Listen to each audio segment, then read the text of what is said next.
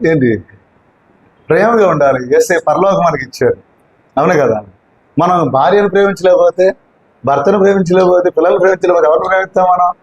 ఒకరికొకరు ఎలా ఉండాలి మనము? ఒకరికన్నా ఒకరిని యోగ్యులుగా ఎంచుకోవాలి. ఒకరికన్నా ఒకరిలో భార్య భర్తలు భర్త కోసం ఎన్నో త్యాగం చేస్తారు, భర్త కూడా భార్య కోసం ఎన్నో త్యాగాలు. ఎప్పుడు నీ కోసం ఇచ్చేసాను అనకూడదు. ప్రేమతో చేసుకున్నాం అంతే. ఏం చేసుకుంటా ఏంటి, అవునా కదా. భార్య బాగోలేదనుకో భర్త ఏదో ఒకటి అయినా అమ్మేనా బాగా చేపించుకుంటాడు.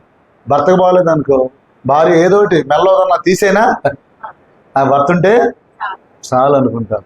ఇవన్నీ ఏదైనా సందర్భం వచ్చినప్పుడు నీకోసం వచ్చేసాను, నీకోసం ఇచ్చేసాను అనుకోకూడదు మాట. ఏంటి, అవునా కదా. మీరు ప్రేమించండి, పరలోకంగా ఉంటుంది. పరలోకంలో బంగారు వీధులు ఉంటాయి, తెలుసా మీకు? తెలుసమ్మా? గారు చెప్పారు సరే, పరలోకంలో బంగారు వీధులు ఉంటాయి తెలియదు, కానీ పరలోకంలో ప్రేమ ఉండిద్దని చెప్పాడు ఆయన. దేవునామం మహిమ కలిగింది కాక. ఏంటి, ప్రేమగా మాట్లాడుకోండి. ఎలా మాట్లాడుకోవాలి? ప్రేమగా మాట్లాడుకోండి. ఎంత బాగుంటుందో చూడటానికి.